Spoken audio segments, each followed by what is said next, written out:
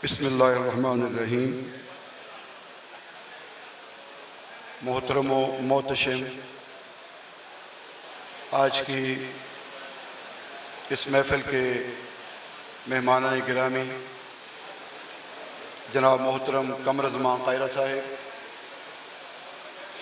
जनाब चौधरी मंजूर अहमद साहिब ते जनाब मलिक मुहम्मद अहमद खान साहिब, जनाब इलियास कुम्मन साहिब, जनाब मुदस्सर इकबाल भट्ट साहिब और मजलिस बाबा बुल्ले शाह के सदर जनाब खादिम हुसैन खोखर साहिब, मेहमान गिरामी व सामीन मोहतरम,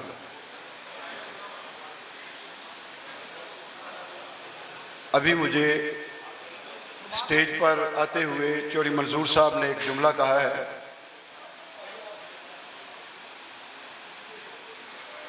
मैं मुल्तमिस हूँ, हमें माहौल चाहिए, ये मेहरबानी है, ज़रा अगर साइड पे हो जाएं आप लोग, आपकी बड़ी मेहरबानी है, आपकी बड़ी मेहरबानी है, बाद में कर लीजिएगा।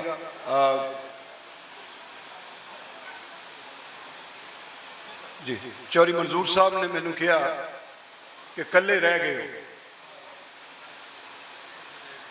उन्होंने इशारा मेरे दिल की आवाज़ सी जी, मैं स्टेज पर आके मैं उदों का सामने बैठ के ते इस तस्वीर नू देख रहा था।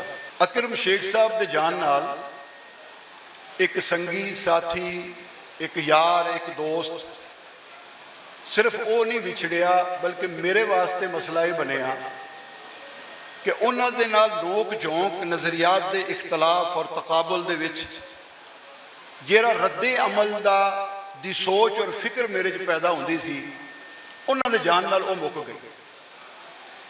और पिछले 2 साल तो बस यही सोच रहे हैं कि उन्होंने पहले गुफ्तगू होंदी सी ते फिर रद्दे अमल दे विच मैनू कुछ अर्ज करना पैंदा सी।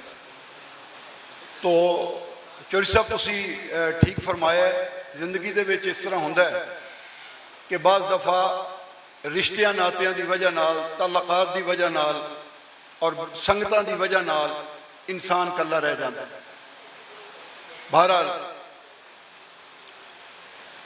सामीन मोहतरम, बाबा जी के बारे एक नज़रिया ये पाया जाता है कि बाबा इंसानियत का शायर है।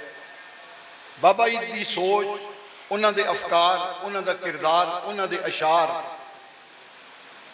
जिस चीज़ को सामने लियाते ने कि वो इंसानियत की गल करते हैं, लुकाई की गल करते हैं, ये कोई शक नहीं और ये इनकार भी मुमकिन नहीं है, बिल्कुल इसी तरह ही है। लेकिन ये होया कि मुख्तलिफ तबकात फिक्र ने उन्होंने बाबा जी को अपने अपने रंग च रंगन की कोशिश की और उन्होंने शायरी को अपने पॉइंट ऑफ व्यू नाल देखिया तो वह नतीजा कढ़िया तो वह नतीजा कढ़ के ते बाबा जी की जात के उत्ते चस्पा कर दिता। इन्ना मैं बाकी दीगर तबकात की गल मैं सिर्फ इस वेले 2 का तकाबुल करांगा। एक वो लोग ने जिहड़े अपने आप को सैकुलर और लिबरल कहते हैं और उन्होंने अगर मजीद इंतहा पसंदी के तबके वाल जाओ तो फिर मुलहिद और अथीज़िज़म वो लोग आ जाते हैं जिहड़े बाबा जी को अपनाते हैं और अपना के उन्होंने एनालिसिस करते हैं और उन्होंने सैकुलर और लिबरल साबित करने वास्ते एरी चोटी का जोर लाते हैं। सानू कोई इतराज़ नहीं, ठीक है, ये उन्होंने पॉइंट ऑफ व्यू है, वो करन। एक तबका वो है कि जिहड़ा इंसानियत को मजहब के रंग में देखता है और रिलीजन और इंसानियत, ह्यूमैनिटी इन्हों जोड़ के ते देखता है। अच्छा, फर्क की है? फर्क मैं तुहानू दस देना कि फर्क है फ्रेम ऑफ रेफरेंसेस का। जिहड़े लोग सैकुलर और लिबरल फ्रेम ऑफ रेफरेंस दे विच बाबे नूं देखते हैं फिट करके, उहदा नतीजा जाहिर होर होना है। जिहड़े मजहब और इंसानियत के फ्रेम और रेफरेंस के विच बाबे नूं रख के देखते हैं उहदा नतीजा होर है। दोवां दे नतीजे मुख्तलिफ ने, इत्थों क्लैश पैदा होंदा है। हकीकत ये वे, अगर असीं इहनूं थोड़ा जिहा देख लईए कि इंसानियत जिसने बाबा ये कहता ना कि मस्जिद ढा दे, मंदिर ढा दे, ते ढा दे जो कुछ ढहंदा, ਇੱਕ ਬੰਦੇ ਦਾ ਦਿਲ ਨਾ ਢਾਵੀਂ ਤੇ ਰੱਬ ਦਿਲਾਂ ਵਿੱਚ ਰਹਿੰਦਾ। ਇਹ ਜਿਸ ਵੇਲੇ ਬਾਬਾ ਕਹਿੰਦਾ ਹੈ ਤੇ ਇਥੋਂ ਜਿਹੜੇ ਸੈਕੂਲਰ ਲਿਬਰਲ ਮਾਈਂਡਡ ਲੋਕ ਨੇ ਉਹ ਸਮਝਦੇ ਨੇ ਕਿ ਬਾਬਾ ਇਨਸਾਨੀਅਤ ਦੀ ਗੱਲ ਕਰਦਾ ਹੈ। ਬਿਲਕੁਲ ਇਨਸਾਨੀਅਤ ਦੀ ਗੱਲ ਕਰਦਾ ਹੈ। ਦਿਲ ਇਨਸਾਨ ਦਾ, ਉਹ ਮੁਸਲਮਾਨ ਹੋਵੇ, ਭਾਵੇਂ ਸਿੱਖ ਹੋਵੇ, ਭਾਵੇਂ ਹਿੰਦੂ ਹੋਵੇ, ਉਹ ਭਾਵੇਂ ਬੁੱਧ ਮਤ ਹੋਵੇ, ਭਾਵੇਂ ਜੈਨ ਮਤ ਦਾ ਹੋਵੇ, ਦਿਲ ਤਾਂ ਸਾਰਿਆਂ ਦਾ ਇੱਕ ਹੈ ਔਰ ਉਹਦਾ ਕੰਮ ਹੈ ਪੰਪ ਕਰਨਾ। ਦਿਲ ਦਾ ਕੰਮ ਹੈ ਪੰਪ ਕਰਨਾ, ਖੂਨ ਨੂੰ ਪੰਪ ਕਰਨਾ, ਠੀਕ ਹੈ। ਤੇ ਬਾਬਾ ਕਹਿੰਦਾ ਕਿ ਦਿਲਾਂ ਨੂੰ ਨਾ ਢਾਵੀਂ। ਇਹ ਬਾਬੇ ਨੇ ਕਿੱਥੋਂ ਲਿਆ? ਕਿਹੜੇ ਸੈਕੂਲਰ ਤੋਂ ਇਹ ਬਿਆਨੀਆਂ ਲਿਆ ਬਾਬੇ ਨੇ? ਇਹ ਮੇਰਾ ਸਵਾਲ ਹੈ। ਜਿਹੜਾ ਬਿਆਨੀ ਹੈ ਤੇ ਮੈਂ ਗੁਫ਼ਤਗੂ ਕਰਨਾ ਹੈ, ਉਹਦਾ ਜਵਾਬ ਤਾਂ ਮੈਂ ਤੁਹਾਡੇ ਸਾਹਮਣੇ ਜ਼ਿੰਮੇਦਾਰ ਹਾਂ। ਲੇਕਿਨ ਜਿਹੜੇ ਇਹ ਕਹਿੰਦੇ ਨੇ ਕਿ ਬਾਬੇ ਨੇ ਇਸ ਸ਼ੇਰ ਦੇ ਵਿੱਚ ਇਨਸਾਨੀਅਤ ਲਈ ਹੈ, ਕਿੱਥੋਂ ਲਈ ਹੈ ਬਾਬੇ ਨੇ? ਇਨਸਾਨੀਅਤ ਸਭ ਤੋਂ ਬੜਾ ਮਜ਼ਹਬ ਹੈ।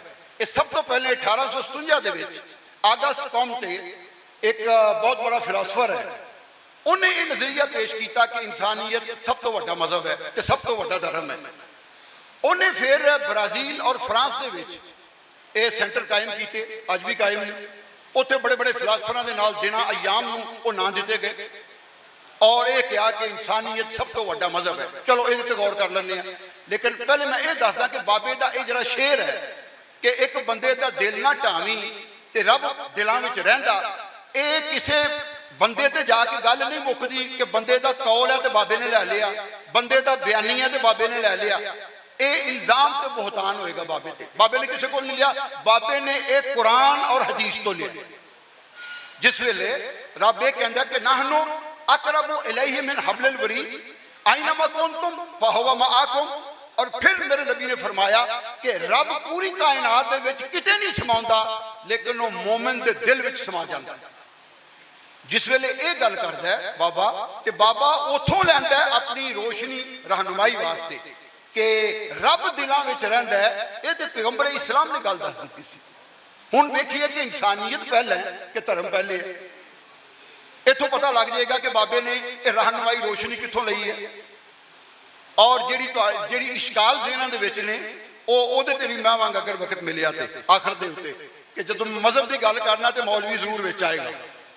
ਮੌਲਵੀ ਦੇ ਬਗੈਰ ਮਜ਼ਹਬ ਬਿਆਨ ਨਹੀਂ ਹੋ ਸਕਦਾ। ਇੱਥੇ ਵੀ ਮੈਂ ਆਉਣਾ। ਦੇਖੋ ਅੱਲਾਹ ਤਾਲਾ ਨੇ ਜਿਹੜਾ ਸਭ ਤੋਂ ਪਹਿਲੇ ਇਨਸਾਨ ਇਸ ਧਰਤੀ ਤੇ ਭੇਜਿਆ ਉਹ ਹੈ ਹਜ਼ਰਤ ਆਦਮ अलैहिस्सलाम, ਜਿਹਨੂੰ ਇਨਸਾਨ ਕਿਹਾ ਜਾ ਰਿਹਾ। ਮੈਂ ਇਰਤਕਾਈ ਮਰਾਹਲ ਔਰ ਸਾਇੰਟੀਫਿਕ ਐਵੋਲੂਸ਼ਨਰੀ ਪ੍ਰੋਸੈਸ ਜਿਹੜਾ ਹੈ ਮੈਂ ਉਹਦੇ ਤੇ ਡਿਸਕਸ ਨਹੀਂ ਕਰ ਰਿਹਾ। ਜਿਹਨੂੰ ਸਾਡਾ ਮਜ਼ਹਬ ਇਨਸਾਨ ਕਹਿੰਦਾ ਹੈ ਸਭ ਤੋਂ ਪਹਿਲਾਂ ਇਸ ਧਰਤੀ ਦੇ ਸੀਨੇ ਦੇ ਉੱਤੇ, ਮੈਂ ਡਾਰਵਨ ਦਾ ਨਜ਼ਰੀਏ ਤੋਂ ਵੀ ਹਟ ਕੇ ਗੱਲ ਕਰਨਾ ਪਿਆ, ਉਹ ਹਜ਼ਰਤ ਆਦਮ अलैहिस्सलाम ਹੈ। ਔਰ हजरत आदम अलैहिस्सलाम सब तो पहले पैगंबर भी ने, नबी भी ने। अच्छा हुण उन्होंने पैगाम किनू देना सी? होर तो कोई वजूद है नहीं सी, इंसानियत है नहीं सी, तो पैगाम किनू देना सी? कि सब तो पहला वो पैगंबर अल्लाह ताला ने भेजिया इस वास्ते कि अल्लाह ये चाहता सी कि अगला जिहड़ा भी इंसान आवे ओदा कोई साह भी पैगंबराना पैगाम और रहनुमाई के बगैर ना गुजरे। इस वास्ते पहला पैगंबर भेजिया कि अल्लाह के अगे हजूर को खड़ा ना हो जाए जाके कि या अल्लाह मेरे तो पहले कोई पैगंबर नहीं आया कि मेरे तक पैगाम नहीं पहुंचा तो मैं जवाब दे नहीं I am not responsible for any question and any Curie, कि मैं तो जिम्मेदार नहीं हाँ।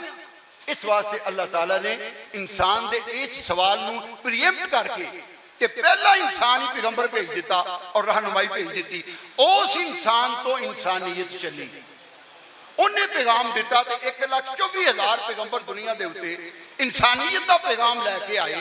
लिहाजा दुनिया की कोई इंसानियत मजहब के अलावा कुछ नहीं है। हाँ कुछ अयाश जहन जिन्हों जेरे ये कहते हैं कि मजहब के बगैर इंसानियत फायक है ना, वो अयाश जहन ने। असी उन्होंने किरदार वाल जाइए, उन्होंने अफकार वाल जाइए, वो बिल्कुल मुख्तलिफ है। लेकिन धर्म इस्लाम जेड़ा है वाहिद मजहब है कि जेड़ा हज़ारां सालों तो चल के 1400 साल दे विच मुकम्मल होया। 1400 साल पहले ये मुकम्मल होया, ये तो इंसानियत चली। तुसीं कुरान पढ़ के देख लो, बार बार अल्लाह ताला रब्बुल इज्जत बार बार खिदमत खलक इंसानियत ह्यूमैनिटी ये उत्ते गुफ्तगू अल्लाह ताला बार बार अपने कलाम फरमा रहे। आओ हुण देखिए इंसानियत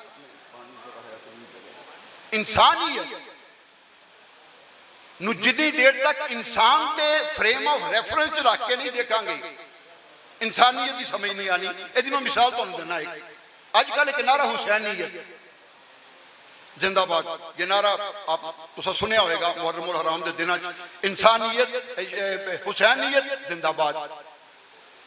इत्थे भी मसला ये बन गया, मैं साहबाने इल्मो फिक्र बैठे ने, हुंदा ये वे कि जिस वेले कोई सियासी मसला होवे, कोई रियासती मसला होवे, कायदा साहब कोई हुकूमती मसला होवे, कोई समाजी मसला होवे, कोई मुआशरती मसला होवे, कोई मुआशी मसला होवे, असी जदों उन्होंने उहदे फ्रेम ऑफ रैफरेंस विच रख के नहीं देखते तो नतीजा गलत निकल आंदा है। साडा अलमिया जी एक कौमी अलमिया है कि सियासी इशू होवे, रियासती इशू होवे, हुकूमती इशू होवे, मुआशरती इशू होवे, समाजी होवे, मुआशी होवे, असी उन्होंने उहदे फ्रेम ऑफ रैफरेंस विच रख के नहीं देखते, नतीजा गलत निकल आंदा है और नतीजा सही निकल ही नहीं सकता कदे। ये साडा एक प्रॉब्लम है। हुसैनीयत का फ्रेम ऑफ रैफरेंस की है? हुसैन। असी हुसैनीयत नूं हुसैन के फ्रेम ऑफ रैफरेंस नहीं देखते, असी उन्होंने नारे के तौर पर देखते हैं, एक नारा। इस तरह यजीदियत उहदा फ्रेम ऑफ रैफरेंस यजीद है, इंसानियत का फ्रेम ऑफ रैफरेंस इंसान है। तो सानू पहले की देखना पड़ेगा कि इंसान की है, इंसान बजाते खुद की है, ਉਹਦੇ फ्रेम ऑफ रेफरेंस ਵਿੱਚ रख के ਅਸੀਂ इंसानियत ਨੂੰ ਦੇਖਾਂਗੇ ਤੇ फिर इंसानियत का नतीजा निकलेगा कि इंसानियत की है। आओ देखिए, अल्लाह ताला ने कुरान पाक में इरशाद फरमाया, वलक़द कर्रमना बनी आदम, असी इंसान ਨੂੰ बुजुर्गी दी, इज्जत दिता, शरफ दिता, ਉਹਨੂੰ करामत अता फरमाई। सूरह 3 ਚ अल्लाह फरमांदा, लक़द खलक़नल इंसान फी अहसन तक़वीम, असी इंसान ਨੂੰ बेहतरीन सूरत ਵਿੱਚ पैदा किया।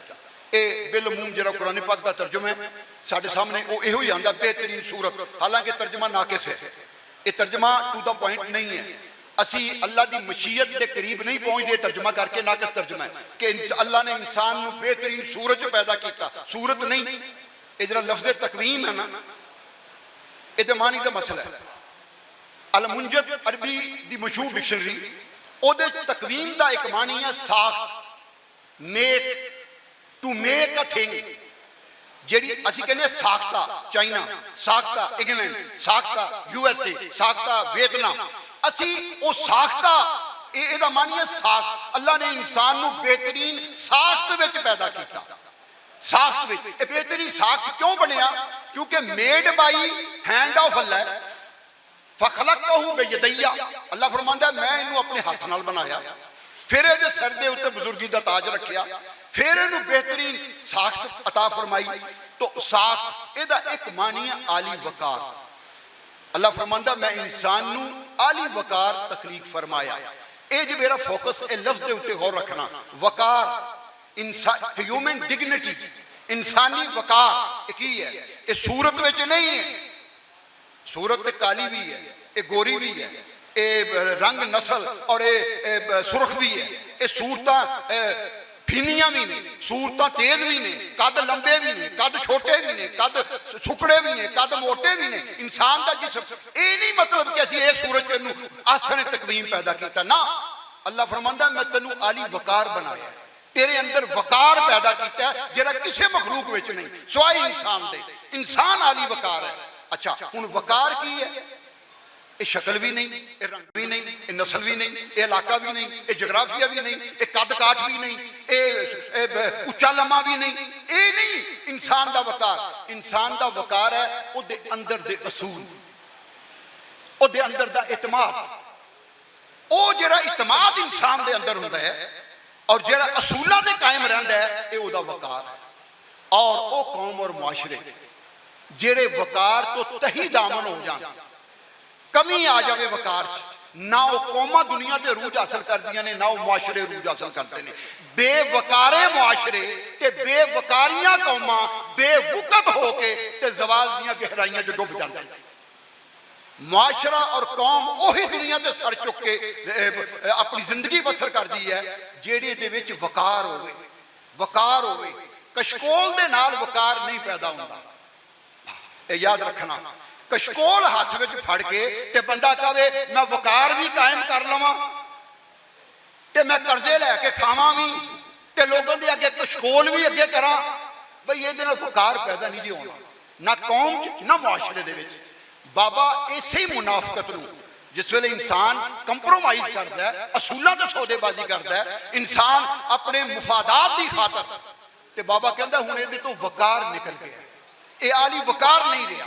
ਲਿਹਾਜ਼ਾ ਇਨਸਾਨ ਦਾ ਵਕਾਰ ਉਹਦੇ ਅਸੂਲਾਂ ਤੇ ਔਰ ਉਹਦੀ ਸ਼ਖਸੀਅਤ ਔਰ ਜ਼ਾਤ ਦੇ ਇਤਮਾਦ ਦੇ ਵਿੱਚ ਹੈ।